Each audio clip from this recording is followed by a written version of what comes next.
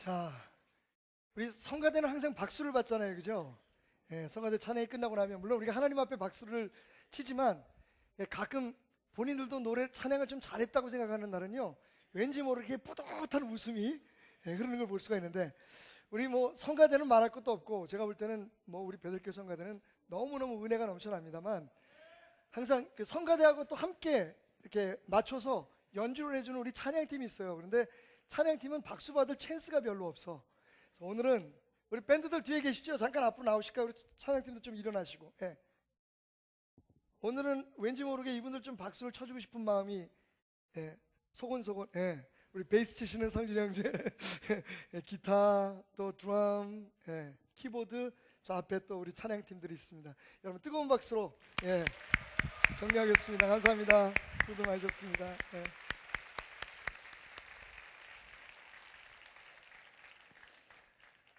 전 참, 뒤에서 박수 소리가 끊기지 않네요. 저는 배들교회가 참 좋습니다. 제 먹을거리를 이렇게 책임져 주셔서 고마울 뿐만 아니라 정말 제가 그 목사이기 전에 하나님의 사람으로서 누릴 수 있는 기쁨이 이곳에 있어서 참 좋습니다. 여러분 혹시 교회 다니면서 솔직히 오늘은 진짜 솔직해야 될 시간이에요. 솔직히 교회 다니면서 가장 어려운 게 뭡니까? 예수 믿는 사람으로서 가장 힘든 거. 일단 주일날 교회 나오는 거 힘드신 분들 많죠? 시간 맞춰서 나오기 어려운 분들. 가장 힘든 게 뭘까요? 기도하는 거. 사실 기도하는 건 만만치 않습니다. 그죠? 우리가 기도는 하지만 정말 내 스스로 하나님 앞에 기도하는 것이 얼마나 힘든지 우리가 다 알고 있죠. 조금 숨겨진 우리의 마음을 들춰낸다면 헌금하는 거 참 힘듭니다. 얼마를 해야 되는지 항상 하면서도 뭔가 좀 찝찝하고 좀 미안하고, 하나님 앞에 정말 후련하게 내가 할 만큼 했다라고 만족하면서 기쁨으로 드린 헌금이 몇 번이나 될지 생각해 보면 헌금도 조금은 좀 의무적인 것이 있어서 우리를 힘들게 하는 일 중에 하나임에 틀림이 없습니다. 그런데 이 모든 것들이 힘들긴 하지만 가장이라는 말을, 그런 수식어를 붙이기에는 다들 좀 부족한 것 같아요. 왜? 어쨌든 우리가 그렇게 하고 있잖아요. 제 개인적인 경험으로 볼 때, 저의 신앙을 비추어 볼 때 정말 제가 예수를 믿으면서 가장 힘들었던 것을 하나 꼽으라고 한다면 저는 그것을 용서라고 얘기하고 싶습니다. 용서는요, 제 본성과는 정반대되는 하나님의 요구이기 때문입니다. 어쩌면 주일날 예배를 참석하는 건 물론 내가 하는 거지만 그래도 누군가 함께 앉아서 예배 드려주고 나를 봐주고 또 목사님의 설교도 듣고 겉으로 보여주고 나타나는, 그리고 인정받는 어떤 증거가 있기 때문에 힘들어도 할 수 있는지 모르겠습니다. 헌금이나 기도도 이건 분명히 하나님께서 우리가 열심히 하면 할수록 우리에게 축복을 주신다라고 하는 그런 가르침과 거기에 대한 기대를 가지고 하기 때문에 헌금은 때로는 정말 힘겹게도 할 때도 있고 감사하게 할 때도 있고 어렵지만 눈치 보여서 할 때도 있고, 어쨌든 기도도 그렇고 헌금도 그렇고 우리가 열심히 하려고 노력을 할 수 있는데, 용서는 하나님과 나 사이의 문제이기 때문에, 또 하지 않고 교회 다니고 예수님 믿어도 별로 지장이 없어 보이기 때문에, 뭐 누가 여기 용서 안 한 사람, 여기 용서한 사람 뭐 스티커 붙이고 다니는 것도 아니고, 그죠? 그래서 그런지 가장 어려운 주님의 요구 중에 하나가 아닌가 하는 생각을 가져봅니다. 우리 오늘 주기도문 마지막 시간인데요, 주기도문 한번 외워볼까요? 하늘에 계신 우리 아버지여, 이름이 거룩히 여김을 받으시오며 나라의 임하옵시며 뜻이 하늘에서 이루어진 것 같이 땅에서도 이루어지리이다. 오늘날 우리에게 일용할 양식을 주옵시고 우리가 우리에게 죄 지은 자를 사하여 준 것 같이 우리의 죄를 사하여 주옵시고 우리를 시험에 들지 말게 하옵시고 다만 악에서 구하옵소서. 대개 나라와 권세와 영광이 아버지께 영원히 있사옵나이다. 예수님께서 가르쳐 주신 기도입니다. 그런데요, 예수님께서 이 기도를 가르치시고 난 후에 아니 잠깐만, 내가 한 가지 더 강조할 게 있다, 내가 한 가지 더 너희들에게 이야기할 게 있다 라고 말씀하시면서 오늘 14절과 15절 본문 말씀을 말씀하셨습니다. 예수님 이렇게 말씀하시죠. 자, 이제 기도하는 것에 대해서 배우느냐? 그러면 내가 지금부터 하는 말을 기억해라. 너희가 사람의 잘못을 용서하면 너희 하늘에 계신 아버지께서도 너희 잘못을 용서하시려니와 너희가 사람의 잘못을 용서하지 아니하면 너희 아버지께서도 너희 잘못을 용서하지 아니하시리라. 마치 편지를 쓰고 난 후에, 누군가에게 사연이 담겨있는 편지를 쓰고 난 후에 그 사연 속에 담지 못해서, 아니 한 번 더 확실하게 강조하기 위해서 덧붙여 쓰는 추신, PS처럼 예수님께서는 기도를 가르치신 후에 용서에 대한 말씀을 남기셨다는 겁니다. 여러분, 그렇다면 용서는 왜 그렇게 중요할까요? 예수님의 말씀을 통해서 네 가지를 찾아보았습니다. 첫째, 마태복음 5장 23절부터 24절의 말씀을 보니까 예수님이 말씀하시기를 그러므로 예물을 제단에 드리려다가 거기서 내 형제에게 원망 들을 만한 일이 있는 것이 생각나거든 예물을 제단 앞에 두고 먼저 가서 형제와 화목하고 그 후에 와서 예물을 드리라 라고 하는 말씀 속에 나타나 있듯이, 화목하는 것, 즉 용서하고 용서받는 일은 우리가 하나님 앞에 예배를 드리기 전에, 하나님 앞에 제사를 드리기 전에 먼저 해야 할 선행 조건이기 때문입니다. 하나님과 교제를 위해서 용서는 필수적이라는 거죠. 여러분, 중요합니다. 왜? 우리가 보통 예수 믿는 사람들, 교회 다니는 사람들, 우리를 어떻게 정의합니까? 우리가 하나님을 믿는다고 하는 것의 가장 확실한 증거는 우리가 하나님 앞에 오늘 모여서 드리는 것처럼 예배를 드리는 겁니다. 주일날 교회 가서 예배를 드리고, 수요일날, 금요일 밤에도, 혹은 매일 새벽에도 하나님과의 만남, 하나님과의 교제를 위해서 예배를 드리는 사람, 하나님께 예배를 드리는 사람이 하나님의 사람들입니다. 그런데 여러분, 오늘 말씀은 충격적입니다. 심지어는 이런 생각까지 들게 하죠. 만약 너희가 용서하지 아니하고 내게 오늘 예배를 드리고 있다면 오늘 너희들의 예배는 무효일 수 있다는 겁니다. 하나님이 받지 않을 수 있다는 겁니다. 여러분, 예배 드릴 때 기도가 생략될 수 있습니다. 어떻게 그럴 수가 있어? 뭐 그럴 수 있습니다. 여러분, 대중 기도를 우리가 생략할 때도 있습니다. 축도를 그냥 합심해서 기도하는 것으로 대신할 수도 있고, 주기도문을 외울 수도 있습니다. 찬송 한 곡 부를 수도 있고 10곡 부를 수도 있고 안 부를 수도 있습니다. 여러분, 그런데 용서가 없이는 예배가 성립이 되지 않는다는 겁니다. 우리 드리는 모든 제사와 우리가 드리는 모든 예물을 하나님께서 받지 않으신다는 겁니다. 이건 예수님의 말씀입니다.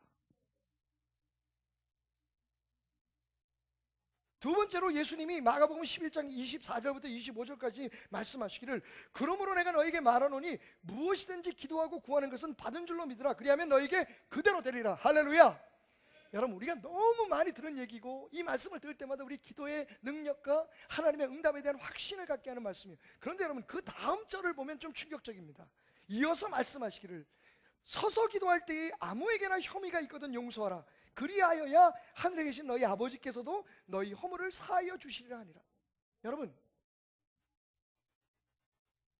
조금 아까 말씀드린 예수님의 말씀에 의하면 우리가 예배 드리기 전에 먼저 용서하지 않으면, 화해하지 않으면, 문제를 해결하지 않으면 하나님께서 우리 예배를 받지 않으신다는 겁니다. 그런데 지금은 뭐라고 말씀하시냐면 너의 기도가 하나님의 앞에 예수의 이름으로 드린 건 다 응답이 되는데 한 가지 경우에 뭡니까? 용서하지 않고 드리는 기도는 하나님 앞에 응답받지 않을 수 있다는 겁니다. 용서는 우리의 기도가 하나님 앞에 상달되기 위해서 필수적인 조건이라는 거죠. 여러분, 선택이 아닙니다. 언제부턴가 우리는 이런 교육을 받아왔죠.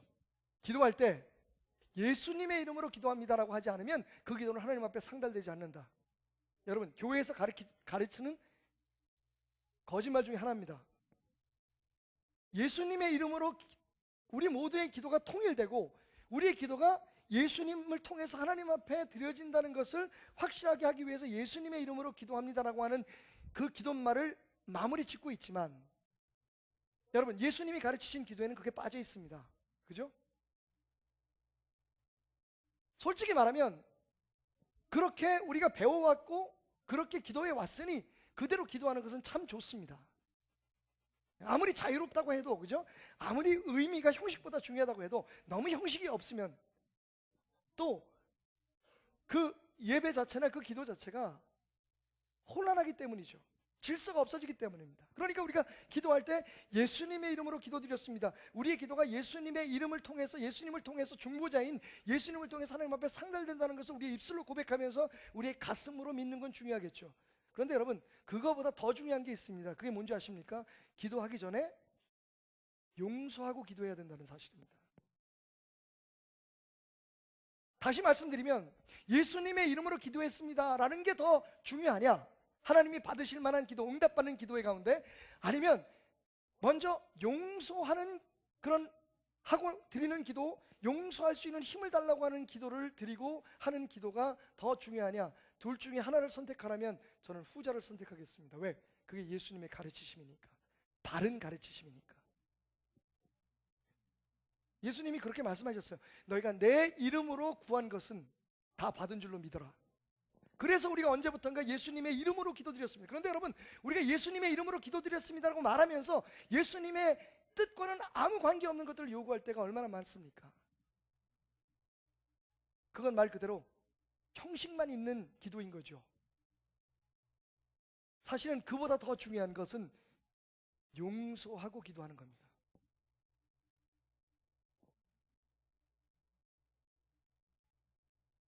또 예수님께서 말씀하십니다. 누가복음 6장 37절. 비판하지 말라. 그리하면 너희가 비판을 받지 않을 것이요, 정죄하지 말라. 그리하면 너희가 정죄를 받지 아니할 것이요, 용서하라. 그리하면 너희가 용서를 받을 것이요. 우리가 받고 싶은 모든 대접의 선행이 우리가 받고 싶은 대로 먼저 행하는 겁니다. 여러분 잘 아시는 말씀 기억나시죠? 너희가 대접받고 싶은 대로 대접하라. 여러분, 인간관계에서 여러분들이 다른 사람들에게 인정받고 싶고, 다른 사람에게 사랑받고 싶고, 다른 사람에게 영향력을 미치고 싶다면 용서해야 합니다. 용서가 인간관계의, 좋은 인간관계의 선행 조건이기 때문이죠. 이 부분에 있어서는 제가 간증이 있습니다. 처음 베델교회 왔을 때 참 죄송한 말씀이지만 저는 성도들을 그렇게 신뢰할 수 없는 상황이었습니다. 물론 지금 그 세습 얘기가 나오기 전에, 오래전 이야기이긴 했지만 그래도 처음 교회를 맡았을 때 종종 그런 얘기를 들었습니다. 당신이 박덕종 목사님의 아들이라는 이유 때문에, 설립자의 아들이라는 때문에 이 교회를 맡아야 될 이유가 어디 있습니까? 맞는 말이죠. 심하게는 다시 미국으로 돌아가라고 하는 협박도 들었습니다. 물론 어린 시절부터 같이 생활하고 지켜봤던 성도들에게, 그리고 아버님이 쓰러지신 후에 교회가 혹은 성도들이 아버님에게 어떻게 했는지를 보았습니다. 여러분, 저는 지금 아버님이었던 목사님이 모든 걸 다 잘하셨는데 성도들이 잘못했다고 얘기하는 거 아닙니다. 제가 아들로서 그리고 후임 목사로서 본 것만을 지금 말씀을 드리는 거죠. 그건 언젠가 하늘나라에 가면 다 하나님 앞에서 우리가 풀게 될 거니까요. 그때 제 마음속에, 어린 젊은 목사의 가슴 속에 생겨난 건 불신이었습니다. 언젠간 나도 이런 대접을 받게 될지도 모른다는. 근데 여러분, 지금 제 마음은 참 행복합니다. 만약 제가 그때의 마음, 지금부터 20년 전에 제가 성도들과 교회에 대해서 가졌던, 세상에 대해서 가졌던 그 답답하고 분통이 터지는 가슴을 안고 지금까지 목회를 하고 있다면, 여러분들 베들교회 나오고 싶은 분들 별로 없을 거예요. 강단에 서서 싫은 소리만 할 테니까요. 저기 누가 웃는다, 안 그래도 매일 싫은 소리만 하면서. 어쩔 수 없어요. 제 직업이 그거예요. 여러분들한테 듣기 좋은 소리만 할 수 없는 게 제 운명입니다만, 그거 말고요, 얼마나 제가 여러분에게 상처를 줬겠어요. 성도를 신뢰하지 못하고 목회를 할 수 있다는 건, 그건 불가능합니다, 여러분. 언젠가 버림받을 수 있고, 정말 그런 일이 제 실수로, 제 잘못으로 인해서, 저의 연약함에 따른 범죄함으로 인해서 제가 교회에서 물러나는 한이 있어도, 만약 그런 순간을 생각하면서 성도들이 나를 버릴 거야, 나는 이 교회에서 쫓겨날 수도 있어 라고 하는 생각을 가지고 제가 목회를 한다면, 여러분 어떻게 목회가 가능하겠습니까? 제가 어떻게 여러분들을 축복하겠습니까? 그런데 20년 전에는 그랬다고요. 그 마음을 풀고 그 상처를 치유하는데 적지 않은 세월이 필요했습니다. 근데 되더라고요. 물론 저는 오늘 여러분 앞에 솔직하게 고백할 수 있습니다. 제 힘으로 된 건 아니라고요. 하지만 분명한 건, 제가 용서할 수 있는 마음 달라고 하나님 앞에 기도했습니다. 한 번 하고 끝난 게 아니고요, 여러 번 했습니다. 섭섭하게 한 사람들의 얼굴을 볼 때마다, 제 마음속으로 미워하고 싶은 사람들을 볼 때마다, 주의 종이기 때문에 어쩔 수 없이 하나님 앞에 용서하게 해달라고 기도했습니다. 그렇지 않으면 제가 교회를 떠날 수밖에 없다고 생각했기 때문입니다. 몇 번을 기도했는지는 기억 못하지만, 수없는 기도 속, 지금은요, 여러분들이 너무 사랑스럽습니다. 속쓰기는 성도들도 사랑스럽습니다.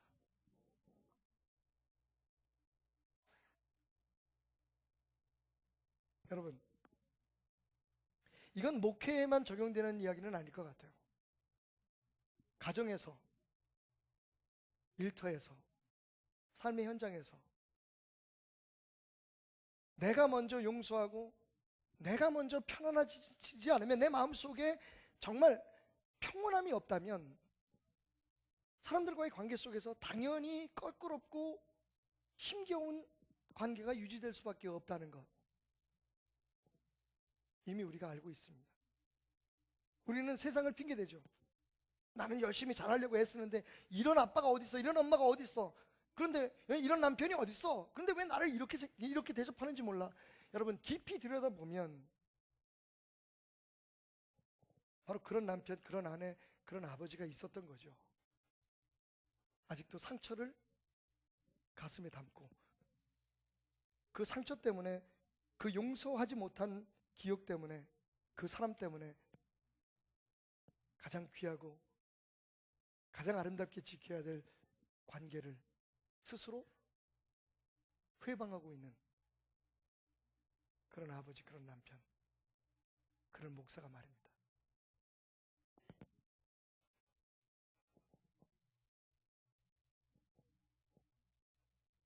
용서받기를 원한다면 용서해라.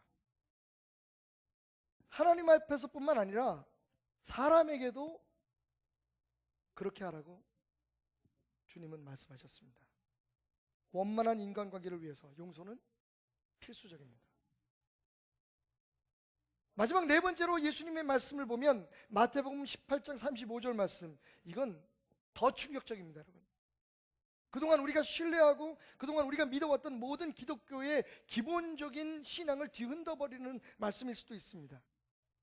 아니면 우리가 잘못 알고 있든지요. 마태복음 18장 35절, 너희가 각각 마음으로부터 형제를 용서하지 아니하면 나의 하늘 아버지께서도 너희에게 이와 같이 하시리라. 여러분 들으셨습니까? 하나님이 우리를 용서를 안 한대요. 여러분, 하나님이 우리를 용서 안 하면 기독교가 성립되지 않는 겁니다. 우리가 어떻게 하나님의 자녀가 될 수 있습니까?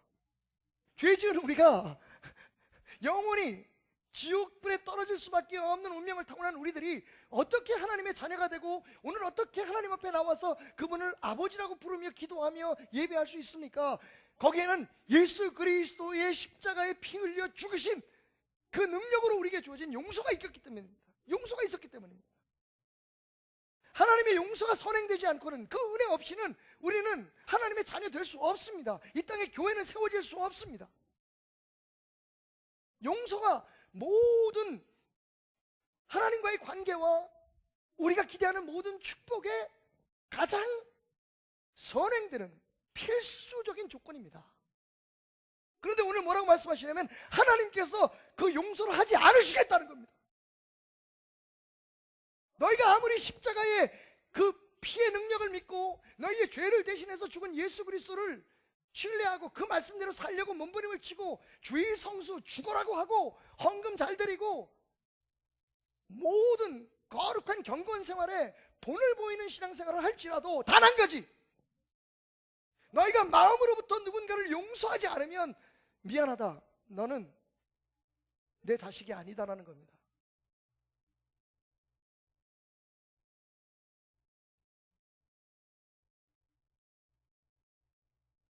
여러분의 반응을 충분히 이해합니다. 충격적입니다. 여러분, 오늘 저는 여러분들에게 없었던 새로운 것을 가르치는 것 아닙니다. 단지 그동안 말씀드리지 않았던 것을 확인시켜 드리는 것 뿐입니다. 지난주 설교에 여러분 기억하십니까? 지금 우리는 소극적인 경건주의에 빠져 있는 신앙생활을 하고 있다. 뭐 하지 말고 뭐는 하고, 예수 믿는 사람들은 예배는 어떻게 드리고 헌금은 어떻게 하고, 이것으로 우리의 모든 신앙생활이 하나님 앞에 축복받을 수 있는 신앙생활으로 성장하고 있다고 생각합니다. 그런데 정말 예수님께서 십자가에 못 박혀 돌아가시면서 우리에게 남기신 교훈은요, 그렇게 소극적으로 교회에서 시키는 대로 성령, 우리가 전통적으로 그리스도인이 되기 위해서 해야 할 일들을 하고 하지 말아야 할 일들을 하지 않는 것에서 멈추지 말고 예수님의 말씀을 적극적으로 순종하는 예수의 제자로서의 삶을 살기 위해 몸부림치는 것이라고 말씀하고 계십니다. 적극적인 제자도를 추구하라는 거죠. 사실은 그것이 부족하기 때문에 우리는 오늘 세상을 변화시키지 못하고 우리 자녀들조차도 변화시키지 못하는 겁니다. 예수님의 말씀대로 순종해야만 예수님의 능력이 나타나는데, 예수님이 보장하신 모든 축복은 우리가 믿고 그것을 얻기 위해서 쫓아가면서 정작 그 축복을 누릴 수 있는 비결에 대해서는 깨닫지 못하고 있으니 말입니다.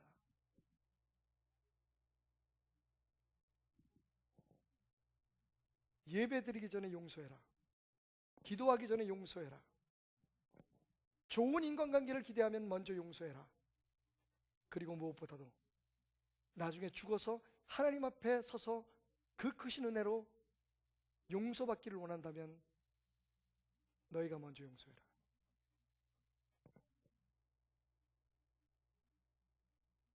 그런데 문제는 말씀드리는 것처럼 이 용서가 그렇게 쉽지 않다는 겁니다. 우리의 정상적인 정서로서는, 그런 감정으로서는, 아니 믿음으로서는 힘들다는 겁니다. 어쩌면 용서는 우리에게 불가능한 일인지도 모릅니다. 그런데 하나님은 용서하라고 말씀하십니다. 어떻게 해야 할까요? 길은 있습니다. 방법이 있습니다. 아니, 용서할 수 있습니다. 그 모습을 예수님은 십자가 위에서 우리에게 보여주신 거죠. 여러분 기억하십니까? 예수님께서 십자가 위에서 하신 7마디의 말씀이 있어요. 예수님께서 십자가에 매달리자마자 제일 처음 하신 말씀이 뭐죠? 저들의 죄를 용서해 달라는 거였습니다. 여러분, 이래서 저는 하나님의 말씀 앞에 항상 오금이 저려요. 소름이 끼칩니다. 따로따로 봤을 때는 잘 연결이 안 되고 이해가 안 되는 말씀인데, 말씀을 준비하다가 누가복음 23장 33절 34절에 나온 예수님의 용서하시는 말씀, 십자가에 매달리자마자 처음 하신 말씀이 이거였다는 것을 딱 읽고 깨닫는 순간 얼마나 큰 은혜가 임하든지요. 예수님은 그냥 그 중요한, 아니 예수 그리스도의 사람, 하나님의 자녀가 되기 위해서 절대적인 필수 조건인 이 용서를 말씀으로만 아니라 십자가에서 직접 우리에게 실천해 보이신 겁니다. 거기에 답이 있어요. 잘 들으십시오, 여러분. 용서는요, 용서할 힘을 달라고 기도함으로 가능한 것입니다. 한번 따라해 볼까요? 용서할 힘을 달라고 기도하십시오. 마태복음 5장 44절에 보니까 나는 너에게 이르노니 너희 원수를 사랑하며 너희를 박해하는 자를 위하여 기도하라. 여러분, 우리는 왜 기도가 필요합니까? 우리의 힘으로, 우리의 능력으로 할 수 없기 때문에 필요한 거예요. 우리가 예수님이 가르치신 기도를 통해서 배우지 않았습니까? 내 삶에 하나님의 나라와 하나님의 권세와 하나님의 영광과 하나님의 뜻이 그대로 이루어지기를 원합니다. 나를 포기하는 거예요. 그 얘기는 무슨 뜻이라 그랬죠? 하나님의 나라가 임하면 내 나라는 사라질 겁니다. 하나님의 권세가 작용하는 곳에 나의 권세는 아무것도 없습니다. 나는 아무런 권리도 없습니다. 하나님의 영광이 찬란한 곳, 하나님의 뜻이 이루어지는 곳에 내 생각, 내 뜻, 내 의지는 아무 의미가 없습니다. 그게 바로 주기도문이라는 말이에요. 그런데 그 주기도문 끝에 용서하라고 말씀하셨습니다. 용서 또한 우리의 힘으로 할 수 있는 게 아니에요. 우리의 힘으로는 도저히 못합니다. 우리는 알고 있습니다. 그런데 그래서 우리는 포기해버립니다. 적당히 하고. 이건 적당히 할 수 있는 일이 아니에요. 분명히 말씀하시기를 너희의 예배가 상달되고 너희의 기도가 상달되고 너희가 하나님의 축복을 받고 하나님의 자녀가 되기를 원하고 하나님 앞에 섰을 때에 너희가 모른다는 소리를 듣지 않으려면 용서는 필수적이다. 반드시 해야 한다. 이건 명령이다. 그런데 그 힘을 기도를 통해서 얻으라는 겁니다. 여러분, 예수님께서 십자가 위에서 하신 첫 번째 말씀이 용서였습니다. 그런데 놀라운 건 그 용서가 그들을 향한 선포가 아니었다고요. 우리가 흔히 하는 것처럼 나 너 용서했어 기도하면서 하나님 내가 아무개를 용서했습니다 아멘, 끝난 게 아니었다고요. 오늘 분명히 뭐라고 예수님이 그 용서의 말을 시작하셨냐면요, 성경에 보니까 예수께서 이르시되 아버지여 저들의 죄를 사하여 주옵소서라고 얘기했어요. 예수님이 용서하신 게 아닙니다. 예수님은 용서하겠다고 하는 의지를 가지고, 믿음의 의지를 가지고 하나님 앞에 요구했고, 진정한 용서의 힘은 하나님으로부터 왔다는 거죠. 이건 기도였다는 겁니다. 여러분, 왜 우리가 용서에 실패합니까? 여전히 내가 뭘 할 수 있다고 생각하기 때문입니다. 여러분, 다른 걸 할 수 있을지 몰라요. 그런데 용서만은 내 힘으로 안 됩니다. 또 생각나고 그런 상황이 완전히 잊어버리기 전에는 안 되는 게 용서입니다. 그런데 그 용서를 우리가 할 수 있는 방법이 있어요. 그게 바로 주님 앞에 그 힘을 달라고 기도하는 겁니다.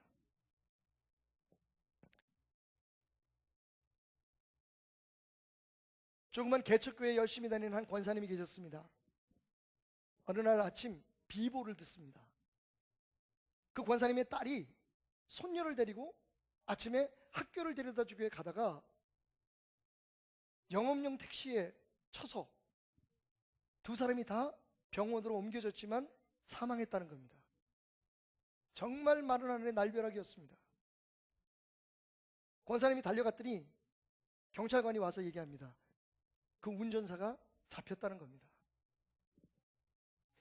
그 운전사가 어떻게 생겼는지, 멱살이라도 잡고 욕을 하고 싶고 막 마음속에서 분노가 치밀어 오르는데, 그 운전사가 딱 들어오는 모습을 보고 이 권사님의 마음이 갑자기 수그러들고 말았습니다. 보니까 연세가 많이 드신 할아버지였어요.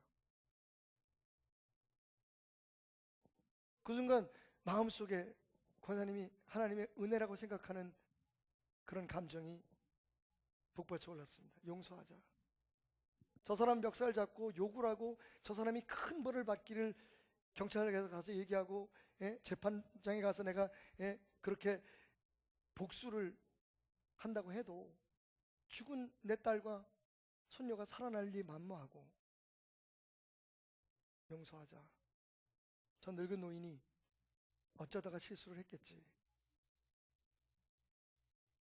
그런데 바로 그 순간 옆에 서 있던 경찰관이 얘기했어요.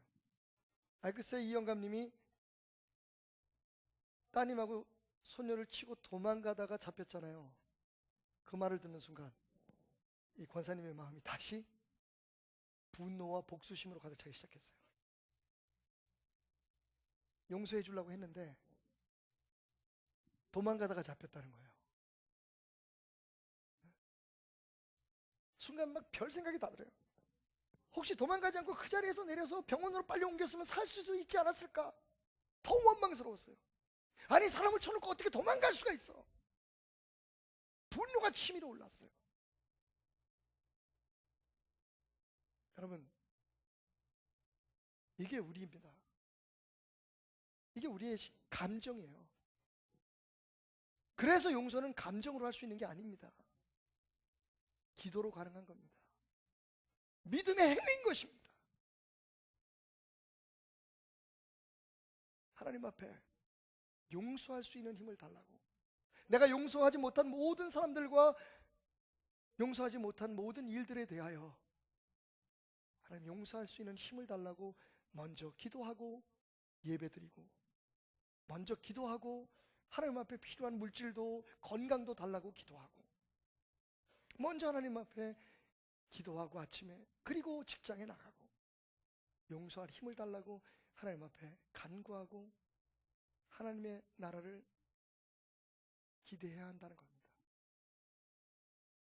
예수님이 그러셨던 것처럼. 두 번째로 십자가에서 배우는 용서는요, 인간의 연약함을 이해하라는 겁니다. 마가복음 14장 38절에 보면 예수님께서 제자들에게 하신 말씀이죠. 시험에 들지 않게 깨어있어 기도하라. 마음에는 원이로되 육신이 약하도다. 여러분, 예수님의 용서하시는 말씀을 보십시오. 하나님 앞에 드렸던 용서를 위한 기도를 들어보십시오. 아버지, 저들을 사하여 주옵소서 라고 하나님 앞에 용서해달라고 기도한 예수님은 이렇게 말씀하십니다. 자기들이 하는 것을 알지 못함이니이다. 여러분, 예수님은 인간의 연약함을 꿰뚫어 보고 계셨습니다. 마음은 원이지만 육신이 약해서 할 수 없는 일들이 많다는 것을, 그래서 때로는 나에게 뜻하지 않은 상처를 주기도 하고 뜻하지 않은 고통을 남기기도 한다는 것을. 여러분, 이 이해 속에는요, 우리 자신의 연약함을 돌아볼 수 있는 지혜도 있어야 됩니다. 내게 죄를 지은 사람, 내가 용서해야 될 그 대상만 내게 그 못된 짓을 한 게 아니에요. 나도 기회만 있었으면 얼마든지 못된 짓을 할 수 있는 사람입니다. 아까 여러분 뺑소니 운전기사 영감님에 대한 이야기를 듣고 여러분도 그건 좀 그렇네 라고 생각하셨겠죠. 부끄럽지만 또 제 간증을 드리면, 오래전에 병원 신방을 갔다가 자동차를 대는데 저는 느끼죠. 옆에 있는 사람들은 몰랐을 텐데 딱 보니까 옆에 세워있는 차를 제가 주위가 약간 흐려지는 바람에 옆에 세워있는 차를 조금 긁었어요. 정말 요만큼 긁었어요. 옆에 같이 타고 있는 사람들도 다 모르는 것 같아요. 그 순간 여러분, 제 머릿속에 얼마나 복잡한 생각이 오고 가는 줄 아십니까? 창문을 열고 자동차를 다시 세우는 듯 이렇게 흉내를 내면서 CCTV가 있는지 관찰을 했어요.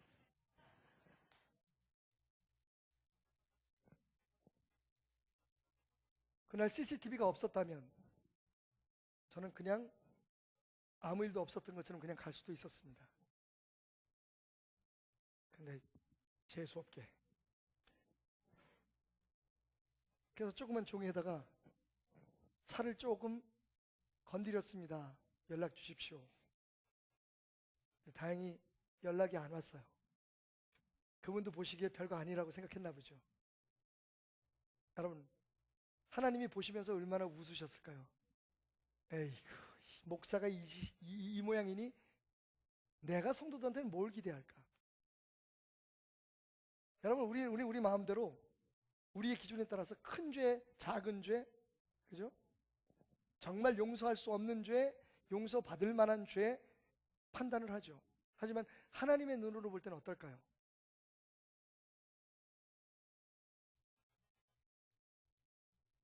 오늘 말씀의 결론을 위해서 한 가지 질문을 먼저 심어놓고 가겠습니다. 여러분, 살인죄가 더 나쁠까요? 용서하지 않은 죄가 더 나쁠까요? 우리 안에는요, 만약 우리가 그 영감님이었다고 생각해 보십시오. 아무도 보지 않는 어두운 길에서 혹은 이른 아침 아무도 있지 않은 곳에서 사고를 쳤습니다. 그 결과에 대해서 우리는 압니다. 내가 이것을 이 사고를 내가 저질렀다는 것을 알고 잡혀 들어가면 내가 어떤 벌을 받겠고 면허도 취소되고 그러면 내 가족들이 생각나는 거죠. 이 늙은 나이에 먹여 살려야 될 내 가족들은 어떡할까? 그 짧은 시간에 얼마나 수없이 많은 생각을 하면서 그 할아버지는 도망갔을까요? 여러분, 도망가면서 후회 안 했을까요? 다시 돌아가야겠다고 몇 번이나 생각했을지도 모릅니다. 제가 생각할 때 그랬을 것 같아요. 하지만 못 돌아갔습니다. 양심보다 더 크게 들려오는 소리가 있었을 테니까요.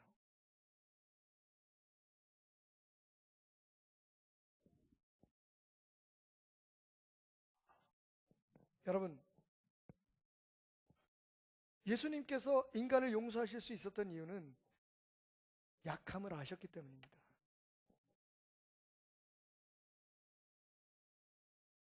그래서 세들백 교회의 릭 워런 목사님은 용서에 대해 이렇게 정의를 내리죠. 용서는 내게 상처를 준 그 사람이 하나님이 아니라는 것을 인정하는 것이다. 인간은 누구나 죄를 지을 수 있다는 거죠. 인간은 누구나 잘못할 수 있다는 겁니다. 내가 지금 큰 소리를 치면서 그 사람의 죄를 묻고 당신이 내게 한 행동은 절대로 용서받을 수 없어 라고 정죄하지만 여러분, 또 다른 사람에게는 나는 용서받을 수 없는 죄를 지은 사람일 수 있다는 겁니다. 그러니 용서하라는 겁니다.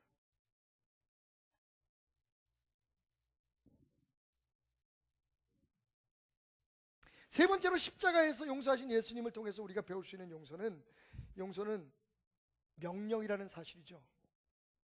명령은 순종하느냐 불순종하느냐 두 개밖에 없습니다.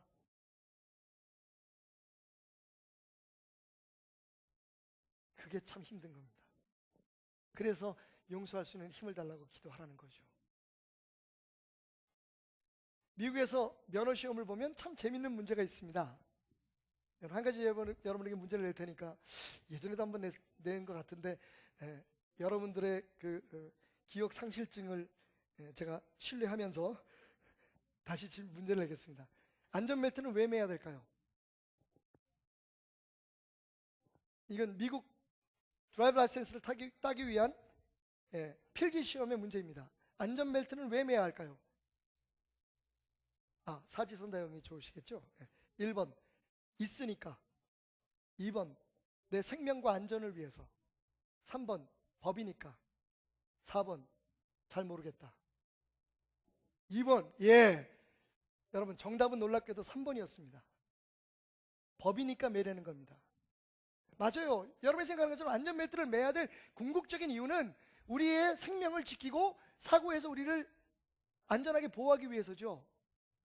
그런데 답은 그게 아닙니다. 법이니까 무조건 지키라는 겁니다. 왜 그렇습니까? 여러분, 그래서 우리는요, 안전할 때 안전벨트를 안 매는 거예요.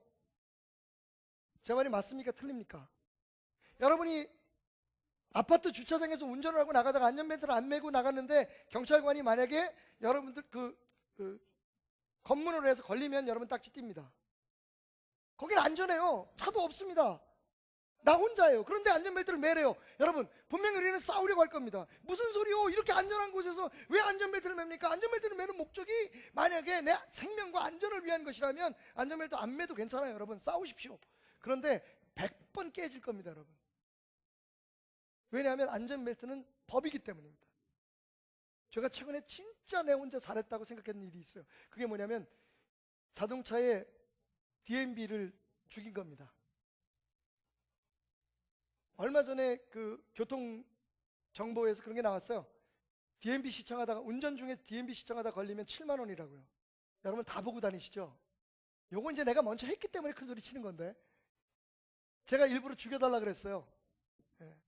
자동차 관리하시는 분한테 운전할 때는 다시 처음처럼 DMB가 나오지 않도록 해달라고 했어요. 그냥 지켜야 될 거라는 생각이 들었습니다. 물론 안전도 생각했고요. 처음에 자동차들이 나올 때 운전석에 붙어있는 DMB는요, 운전을 하면 화면이 꺼지게 되어 있습니다. 그런데 우리나라 사람들은 그걸 다 시청할 수 있게 바꿉니다. 사실 저도 그렇게 불법적으로 하고 다녔습니다. 그러면 나라에서도 별로 신경을 안 쓰시는 것 같더라고요. 근데 어느 날 갑자기 그게 발표가 됐습니다. 운전 시에 DMB를 시청하면, 뒷좌석에 있는 분들은 괜찮습니다. 운전자가 DMB를 시청하면 그것 때문에 사고 나는 게 많대요. 그래서 법적으로 7만 원과 그 다음에 벌점이 15점입니다. 2번만 하면 취소입니다, 면허. 그래서 그 얘기를 듣고 얼마 있다가 자동차를 손을 보게 됐는데 전화가 왔더라고요. 목사님, DMB 어떻게 할까요? 또 갈등했습니다, 여러분. 왜냐하면 제가 가는 거리가 많아요. 그죠? 예, 다음 달에도 벌써 제가 지방을 가야 될 주례를 하기 위해서 마산 또 갔다 와야 돼요. 자동차를 운전하고 와야 되는데 DMB 시청하는 게 굉장히 즐겁습니다. 여러분 알다시피 좀 시간을 많이 절약할 수도 있고 여러 가지 면에서 참 좋은데, DMB를 시청하는 것이 불법이라는 겁니다. 처음에 좀 답답하긴 하더라고요. 근데 왜 지켜야 합니까? 법이기 때문입니다. 물론 그 법을 정한 이유는 있습니다. 그냥 하고 싶어서 한 게 아니라 그것 때문에 많은 사람들이 사고가 나고 죽기 때문에 DMB 시청하지 말라는 것은 법으로 정해놓은 거죠. 그러니까 법으로 정해진 순간부터는 법이기 때문에 지켜야 됩니다, 여러분. 논리가 말이 안 되나요? 용서 얘기합시다, 그럼. DMB 말고, 안전벨트 말고. 여러분, 용서 왜 해야 합니까? 하나님 명령이기 때문에 해야 되는 거예요. 할 수 있는 사람 용서할 수 없는 사람 용서할 만한 사건, 용서할 수 없는 사건 따지지 말라는 겁니다. 이건 법입니다. 어떤 법? 하나님 앞에 설 수 있는 사람에게 주어지는 법. 여러분 생각해 보십시오. 우리가 하나님 앞에 섰습니다. 예수 믿어서 구원 받았습니다. 하나님 앞에 섰습니다. 그런데 하나님이 우리 용서 안 해주신답니다. 용서 안 해주신답니다. 살인죄를 진 것도 아닌데, 무슨 간음죄를 진 것도 아닌데 예수님, 하나님 뭐 그 정도 가지고 그러십니까? 말이 안 통한다는 겁니다. 왜? 하나님께서 명령하신 것이, 살인하지 말라고 명령하신 하나님이 용서하라고 명령하셨기 때문에, 여러분 하나님 앞에서는 죄의 크고 작음이 문제가 아닙니다. 그래서 하나님은 용서를 구하면 다 용서해 줄 수 있는 겁니다. 그런데 한 가지 조건이 있어요. 우리가 말하지 않는, 교회에서 쉽게 이야기하지 않는 한 가지 조건, 그것이 뭡니까? 먼저 용서하고 용서를 구하라는 겁니다. 용서하고 용서를 구해라. 그러니까 어쩌면 우리가 구했던 여태까지의 용서는, 물론 하나님이 이해하시겠지만 모르고 그랬으니까 하나님이 흡족하게 받아들이실 만한 조건을 충족하지는 못했다는 거죠. 명령입니다, 여러분. 그래서 예수님도 십자가에서 그 손과 발에 못을 박는 사람들을 용서하신 겁니다. 마지막 네 번째로 배워야 할 것은, 용서는요 명령이기 때문에 끝까지 해야 됩니다. 얼마만큼? 490번까지라도. 여러분 한 가지 사안에 대해서 490번 용서해 본 적 있습니까? 왜 제가 490번이라는 이야기를 말씀을 드리냐면 이 예수님의 말씀이에요. 예수께서 이르시되 내게 이르노니 7번뿐 아니라 7번을 70번까지라도 할지니라. 7번을 70번까지라도 용서해달라, 용서해주라 그랬어요. 베드로에게 하신 말씀이죠. 베드로가 예수님 앞에 칭찬받기 위해서 이렇게 말합니다. 예수님, 누가 나한테 죄를 졌는데요 7번까지 용서하면 될까요? 7번이면 많이 쓴 거거든요. 그런데 예수님 말씀하셨는데 아니다, 7번뿐만 아니라 7번을 70번씩이라도 해라. 여러분 77이 49, 490번입니다. 여러분 이건 물론 숫자적인 얘기가 아니라 우리가 용서하는데 실패하는 이유가 뭐냐면요, 한 번 하고 끝나기 때문입니다. 그냥 한 번 용서한다고 선포했으면 용서된 줄 알기 때문입니다. 그런데 여러분 용서는 한 번에 할 수 없는 거더라고요. 용서는 생각날 때마다 해야 됩니다. 그래서 완전히 용서되어서 내 마음속에 더 이상 상처나 부담으로 남지 않을 때까지 490번이라도. 여러분 오늘 이 말씀을 다 어우러서 우리가 생각해야 될 것은, 그래서 용서는 인간관계의 문제가 아니라 더 이상 하나님과의 문제라는 겁니다. 만약 그것이 인간관계의 문제라면 여러분에게 그냥 맡기겠습니다, 저도. 그런데 이건 분명히 하나님께서 말씀하시기를 용서하고 안 하는 건 그냥 너희들 사이에 주고받을 수 있는 일이 아니다. 그건 내가 체크할, 내가 챙길 나와의 관계의 문제이다. 사람과의 문제이지만 거기에서 실패하면 하나님이 우리를 용서 안 하시겠다는 겁니다. 하나님과의 관계가 끊긴다는 거예요. 하나님께서 응답 안 하시겠다는 겁니다.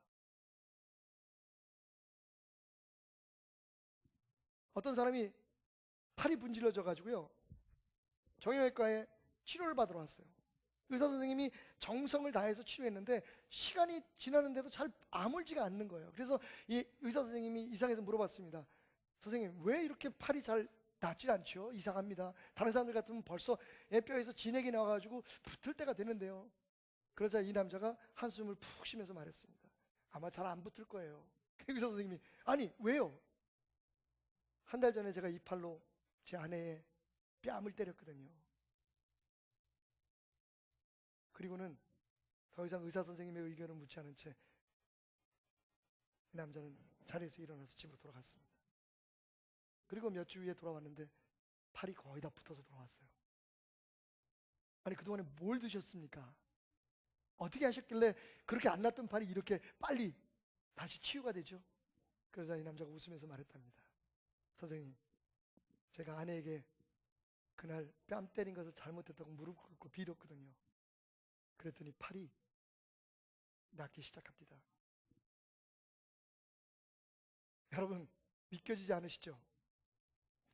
폴 틸리라고 하는 사람은 폴 튜니에라고 하는 사람이 이렇게 말했습니다.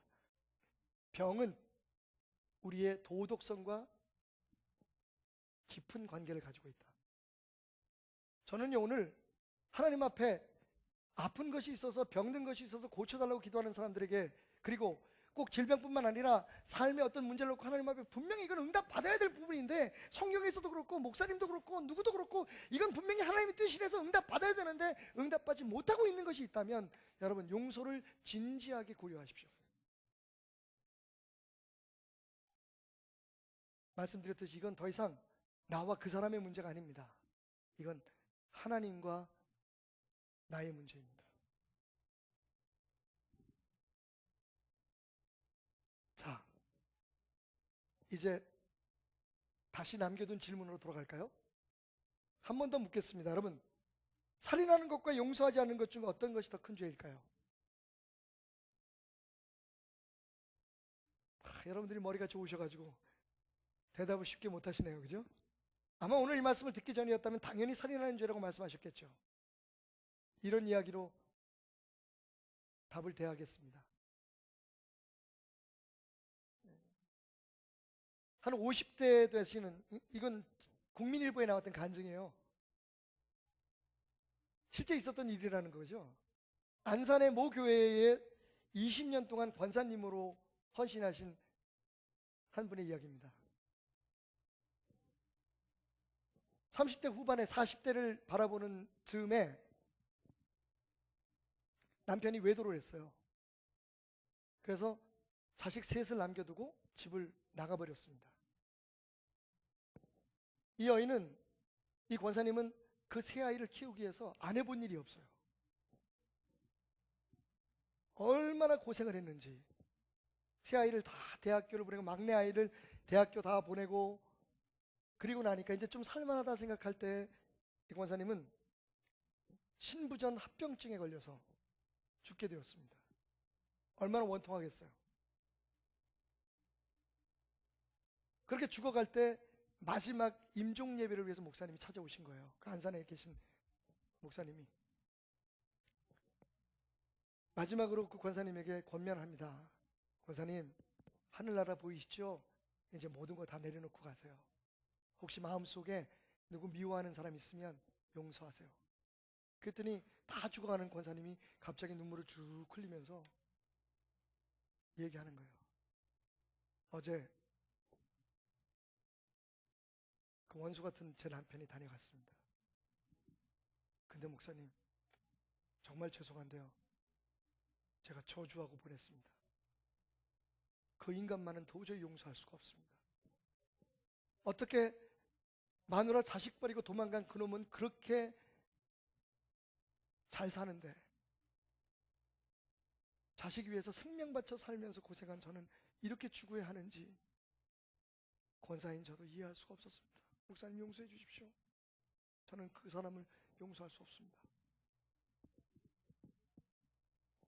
얼마나 그 권사님의 마음이 와닿는지 목사님이 한참 울면서 권사님을 설득하고 마지막으로 이렇게 얘기했대요. 권사님 마음으로는 용서할 수 없지만 하나님 보시려면 지금 이제는 아무것도 필요 없어요. 지금부터 11조에도 상관없고요. 지금부터 교회 열심히 다닌다고 해서 상관없어요. 권사님 이제 죽을 거예요. 하나님 앞에 설 텐데 그때 권사님한테 필요한 건 딱 한 가지예요. 용서한다고, 용서할 힘을 달라고 기도하세요. 권사님 마지막으로 눈을 꾹 감고 이를 확 물고 한참 무언가를 생각하더니 목사님, 제가 제 남편을 용서합니다. 그러면 숨을 거뒀대요. 교회로 돌아온 목사님이 너무 마음이 무거운 거예요. 도대체 이해가 안 가는 거예요. 어떻게 하나님, 이건 아니지 않습니까? 내가 이게 성경 말씀에서 그렇게 말했지만 하나님, 저도 용서가 안 되네요. 그러면서 하나님 앞에 따지듯이 기도하는데 마음속에 이런 응답이 오더랍니다. 얘야, 나를 모르는 자가 사람을 죽이는 죄나 나를 믿는다고 하면서 용서하지 않는 죄나 내겐 다 똑같단다. 둘 다 불순종이지. 그래서 이분이 깨달았대요. 아, 용서하지 않는 죄가 살인죄만큼이나 무섭구나. 여러분 오해하지 마십시오.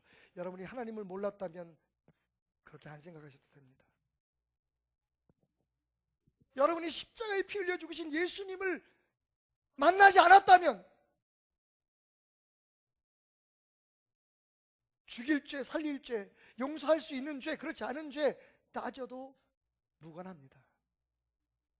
하지만 우리는 정말 죽을 수밖에 없는 우리들을 구원해 주신 예수 그리스도의 용서 때문에 하나님의 자녀된 사람들입니다. 그래서 살인죄를 짓는 거나 용서하지 않는 죄나 하나님 앞엔 하나님의 자녀로서의 결격사유임을 잊지 말아야 한다는 겁니다. 지난 주간 화요일 속이 시끄러워가지고 집사람하고 둘이 우리 딸아이 데리고 화천에 다녀왔어요. 집사람이 항상 가고 싶다는 데가 있어서 한 2시간 반 정도 차를 몰고 갔더니 화천 숲속 예술학교라고 하는 조그만 공방이 나타났습니다. 부인은 그림을 그리고 남편은 목공예를 하는 분이었어요. 들어가는 순간 온통 전시실이 폐교를 깨끗하게 정비해서 만들어 놓은 전시실 안에 나무로 만든 물고기들이 가득 차 있었습니다. 그 중에서 제 눈에 띄었던 3마리의 물고기를 제가 사왔습니다. 굉장히 흉측하게 생겼죠? 어떠세요, 여러분? 이 물고기를 앞에 두고 그 작가 이정인 씨라고 하는 작가와 이야기를 나누기 시작했습니다. 그런 말씀을 하시더라고요. 제가 죽을 수밖에 없는 희귀 난치병에 시달렸습니다. 상처투성이었죠. 그랬던 저의 삶이 이렇게 다시 새로운 삶을 얻게 되고 제가 평생 꼭 하고 싶은 일을 만나게 된 겁니다. 이 3마리의 물고기는 제 삶의 표현입니다. 여러분, 이 물고기들은요, 다 길거리에 버려진, 태우다 남은 숯조각이나 아니면 깊은 옹이 상처가 남은 그런 나무들로 만들어진 물고기였습니다. 그냥 버려질 수도 있고 그냥 썩어버릴 수도 있는 물고기였지만 태어날 때부터 간직했던 그 상처와 아픔을 이겨내고 새로운 삶의 새로운 목표를 찾은 그 작가의 눈에 발견되고 그 손에 붙들림으로 말미암아 이 물고기들은 여전히 상처의 흔적이 남아있는 상태로 새로운 작품으로 변화될 수 있었던 겁니다. 여러분, 예수님을 믿으면 모든 상처도 다 사라져버리고 아픔도 다 없어져버리고 그냥 모든 게 다 그냥 정말 영적인 기억상실증에 걸려서 정말 아무것도 모르는 사람처럼 희희낙낙하고 살 수 있을 것이라고 생각했던 것은 착각입니다. 여전히 우리 안에는 상처가 있고 아픔이 있지만 우리를 새로운 작품으로, 새로운 삶으로 새롭게 탄생하게 해주시는 그분의 사랑 안에서 여전히 상처가 있는 상태로, 여전히 아픔이 남아있는 상태로 더 새로운 행복한 삶을 보장받게 되는 것, 그게 진짜 주님 안에서 누릴 수 있는 축복이 아닐까요? 오늘부터 시작합시다. 하나님의 명령이니 용서하십시오. 오늘 안 되면 내일 또 용서하십시오. 용서했다고 생각했는데 10년 후에 또 생각나거든. 그때 또 용서하십시오. 하나님은 알고 계십니다. 우리가 얼마나 약한 존재인지. 한 번 파인 상처, 한 번 딘 상처는 영원히 사라질 수 없는 존재임을 그분은 너무 잘 아십니다. 자, 여러분 가슴에 두 손을 얹으시죠.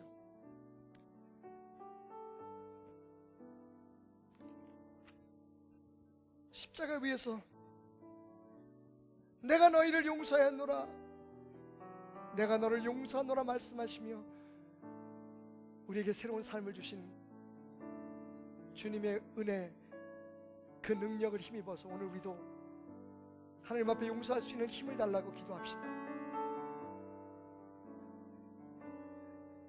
주님 앞에 당당히 서기 위해, 부끄러움 없이 서기 위해, 주님의 자녀로 기도하는 것을 응답받고 갈망하고 간구하는 모든 축복을 누리는 100% 하나님의 자녀의 삶을 살기 위해 이제 우리 이렇게 기도를 시작합시다. 주님, 내게 그 사람을, 그 사건을 용서할 수 있는 힘을 주십시오. 용서할 수 있는 능력을 주십시오. 예수님처럼 용서할 수 있게 해주십시오. 주여, 주여, 주여. 상한 마음 그대로, 아픈 마음 그대로, 상처투성이인 삶 그대로 오늘 십자가 앞에 다시 한번 물고 있습니다. 하나님, 하나님, 하나님, 하나님, 예수님처럼 용서할 수 있게 하소서. 내 힘으로 아니라 그렇게 명령하신 하나님께서 그렇게 공급해 주시는 능력으로 하나님, 내 삶을 이 모양 이 꼴로 만들고 더 쉽고 더 평안하게 살 수 있는 나의 인생을, 잘못된 길로 이들고 뒤틀어버린 그 사람들을 이제는 내 마음으로 주님 앞에 맡기고 용서하게 하여 주옵소서. 내 감정으로가 아니라 믿어봐라 용서하게 하셔서 하나님과 아름다운 교제와 사귐이 이루어지며 내 기도에 귀를 기울이시고 내 마음에 아픔과 상처를 어루만지시는 주님의 사랑과 은혜를 100% 누리며 살아갈 수 있도록 하나님 역사하여 주옵소서. 주여, 십자가 위에서 그 외침이 오늘 우리의 가슴에도 우리의 기도를 통해서도 외쳐지기를 소원합니다. 주여, 저들의 죄를 용서하여 주옵소서. 저들이 알지 못하기 때문입니다. 주여, 내가 연약하기 때문입니다. 주님 용서할 수 있는 힘을 주시옵소서. 주여,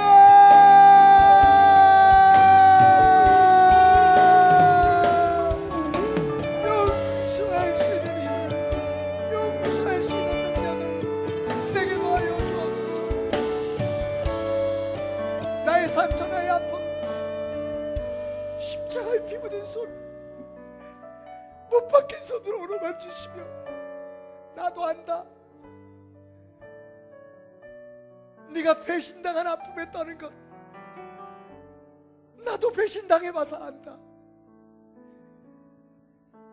네가 어린 날 부모들에게 당한 고통, 주변 사람들에게 당한 상처, 섭섭하고 외로웠던 것, 따돌림받아 고통받았던 것 나도 안다. 우리 집도 찢어지게 가난했으니까. 나는 미혼모의 몸에서 태어난 사람이었으니까. 그래서 나는 네 아픔을 알고 있다. 가장 믿었던 사람에게 버림받은 것 나도 안다. 육체의 고통, 암으로 고통받고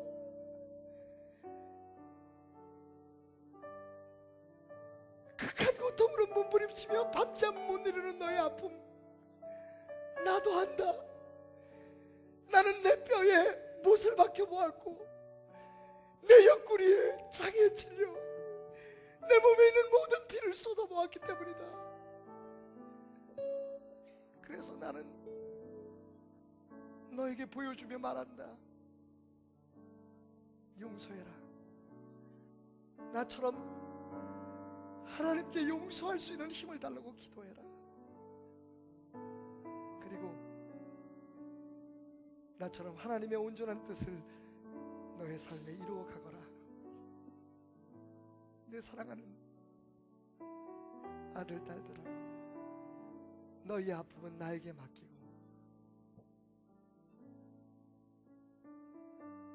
용서해라.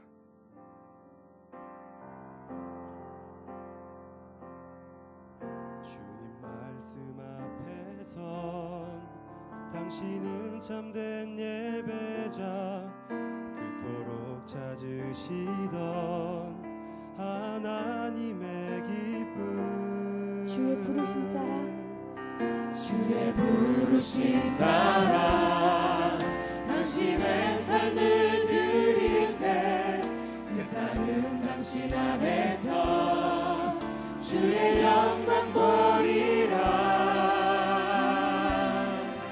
이 세상을 이길 주님의 구사 되어 이 세상을 섬길 주님의 손과 발 되어 영원한 하나님의 나라 함께 세워가리.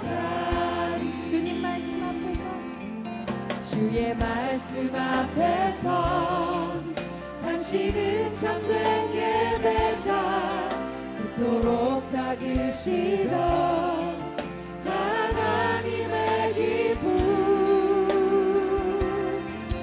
이 세상을 향한 거룩한 생명빛 되어 이 세상을 위한 구원의 소망 되어 영원한 하나님의 나라 함께 세워가.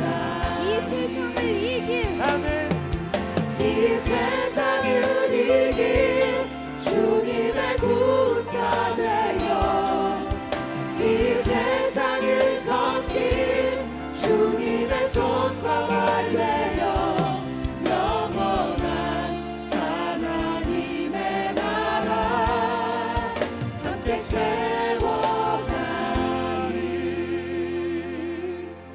우리 옆에 분들을 한번 축복합시다. 오랜만에 이거 하네요. 굉장히 쑥스럽고 어색해서 이렇게 말씀하시는 분들도 계세요. 이런 거 시켜서 예배를 가기 싫다고. 뭐 하신 분 손 들어보세요. 이런 거 손 드는 거 그런 거 쑥스러워서 교회 가기 싫다고.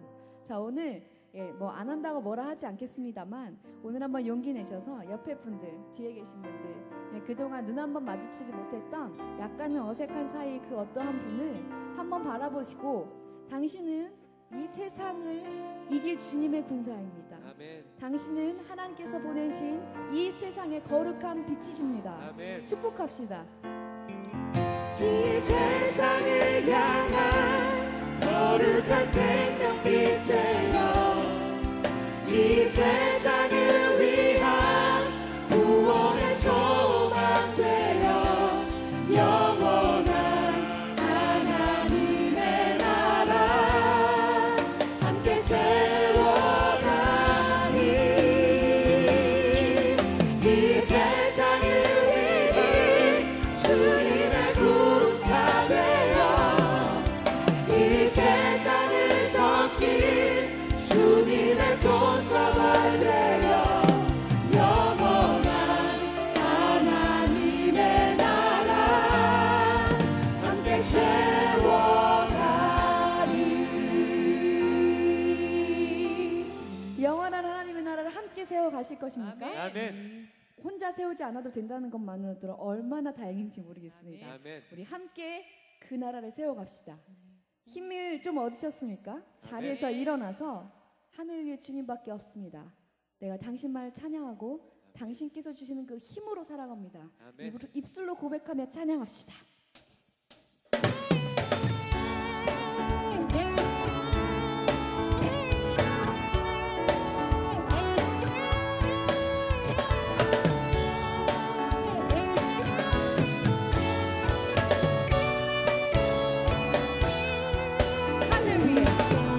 하늘 위에 주님 밖에 내가 사모할 자 이 세상에 없네.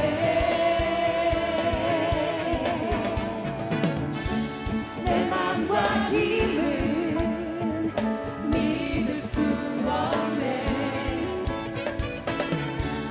오직 한 가지 그 진리를 믿네. 주는 나의 힘이요 주는 나의 힘이요 주는 나의 힘이요 영원히 주를 의지하리. 주는 나의 힘이요 주는 나의 힘이요 주는 나의 힘이요 영원히 주를 의지하리. 영원히 하늘 위에 주님 밖에 내가 사모할 자 이 세상에 없네. 내 맘과 힘은 믿을 수 없네. 오직 한 가지 그 진리를 믿네. 주는 나의 힘이요 주는 나의 힘이요 주는 나의 힘이요 영원히 주를 의지하리. 주는 나의 힘이요 주는 나의 힘이요 주는 나의 힘이요 영원히 주를 의지하리. 영원히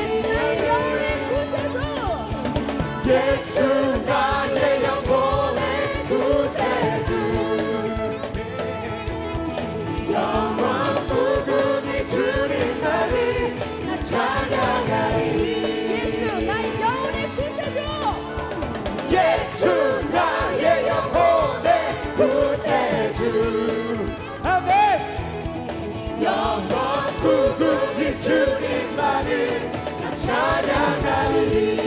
주는 나의 힘이요 주는 나의 힘이요 주는 나의 힘이요 주는 나의 힘이요 영원히 주를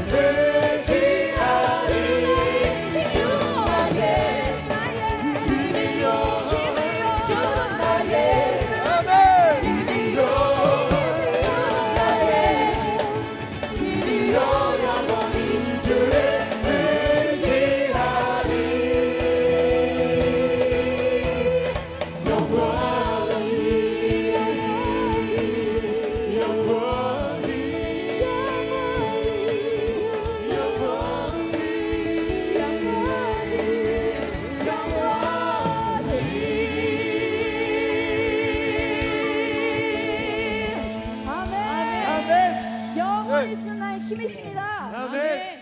영원히 우리를 사랑하십니다. 아멘. 그래서 그 사랑이 우리를 향한 영원한 사랑 때문에 우리도 그 사랑이 끊이지 않을 것입니다.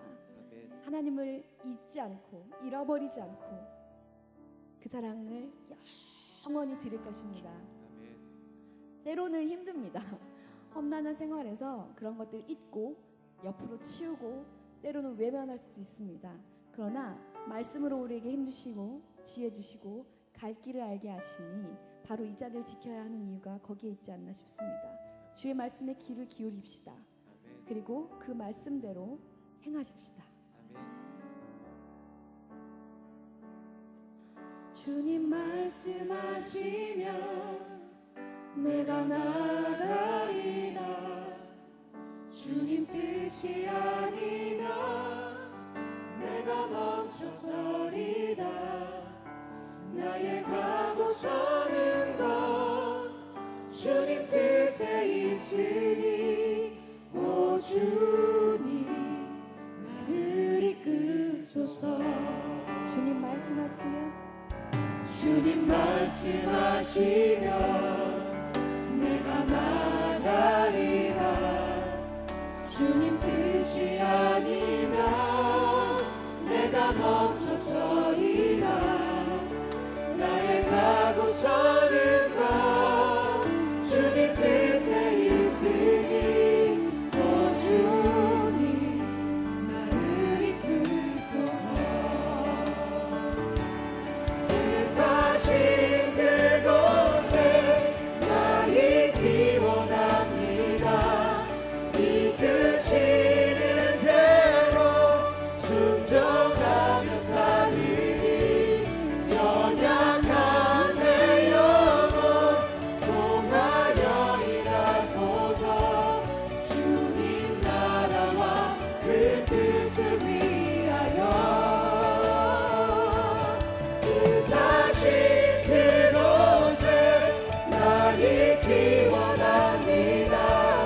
이끄시는 대로 순종하며 살리니 연약한 내 영혼 통하여 일하소서.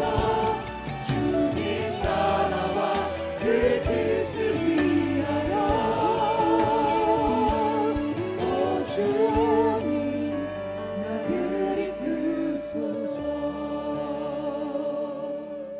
매일매일의 삶 속에 우리를 이끄시는 주님 앞에 박수와 영광을 돌려드리십시다. 아멘. 지금 교회는 사순절을 보내고 있습니다. 예수님의 고난을 40일 동안 우리가 묵상하면서 왜 십자가를 지셔야 했을까? 또 십자가를 지심으로 말미암아 우리에게는 어떤 은혜와 축복이 주어졌을까 생각해보는 기간입니다. 제가 사순절 그 묵상집을 읽다가 아주 재밌는 글을 하나 발견했어요. 미국에 가면요, Right Foot Baptist Church라고 하는, 한국말로 번역하면 오른발 침례교회라고 하는 아주 괴상한 이름을 가진 교회가 하나 있답니다. 재밌죠 여러분? 오른발 침례교회. 그 이름이 그렇게 지어진 이유가 있대요. 그때도 지금 우리가 보내고 있는 것처럼 사순절 기간이었답니다.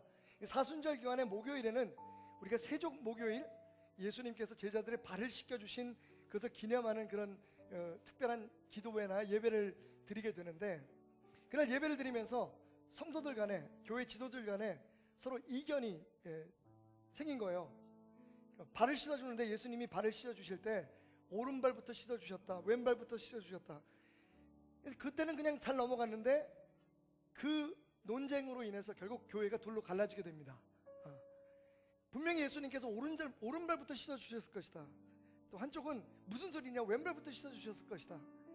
서로 그게 계속해서 논쟁이 되면서 결국 교회가 두 쪽으로 갈라지게 됐는데, 그 중에서 오른발부터 씻어주셨다라고 주장하는 사람들이 세운 교회 이름이 오른발 침례교회가 됐다는 겁니다.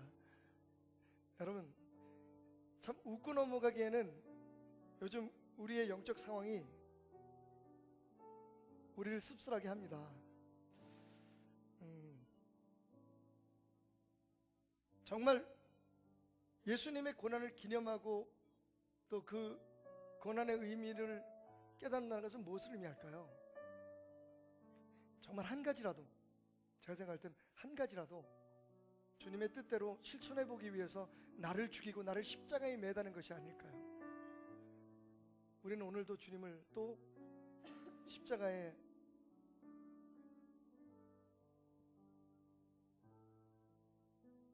매다는 죄를 짓고 있지 않은지 돌아보는 26번째 사순절 기념일이 되었으면 좋겠습니다. 잠시 함께 우리를 위해 십자가를 지신 예수님의 은혜를 생각하면서 그 주님 앞에 나는 오늘 무엇을 버리고 왔는지, 무엇을 내려놓고 왔는지 함께 기도하며 나가겠습니다. 주여, 주여, 주여. 오늘도 주님의 십자가를 생각하며 주님의 고난을 생각하며 부끄러운 마음으로 주님 앞에 하나님, 주님의 그 거룩한 뜻을 이루기 위해 주님의 그 수고한 사랑을 우리의 삶 속에 이루어지기 위해 나는 오늘 무엇을 버리기로 결심했는지, 나는 오늘 무엇을 건지기로 결심했는지, 나는 오늘 무엇을 희생하기로 결심했는지 하나님 하나님 주신 분께 다시 한번 돌아봅니다. 주여, 오늘 주의 말씀에 귀를 기울이며 내 마음을 열고 나의 생각, 나의 고집, 나의 모든 것들을 내려놓고 주님 말씀에만 따라 순종할 수 있는 하나님, 우리의 신앙이 될 수 있도록, 우리의 믿음이 될 수 있도록 이 예배를 통해서 하나님의 말씀에 귀를 기울이고 하나님의 뜻을 이루어질 수 있도록 하나님 우리를 인도하시고 역사하여 주옵소서. 우리가 드리는 이 산길 생활을 앞에 살려내기를 원합니다. 하나님, 우리를 홀려두지 마시고 오늘 이 시간 성령님으로 함께하여 주셔서 하나님의 은혜로 충만케 하셔서 우리의 예배가 하늘에 상달되는 데에 아버지는 방해됨이 없이, 아버지는 거침이 없이 하나님 앞에 상달될 수 있는 예배가 될 수 있도록 역사하시고 인도하여 주시옵소서. 하나님, 하나님, 하나님, 하나님, 하나님, 하나님, 하나님, 하나님, 역사하시고 인도하여 주시옵소서. 아버지, 뜻하신 그곳에 나 있기 원합니다. 이끄시는 대로 순종하는 삶, 연약한 내 영혼 통하여 일하소서. 주님 나라와 그 뜻을 위하여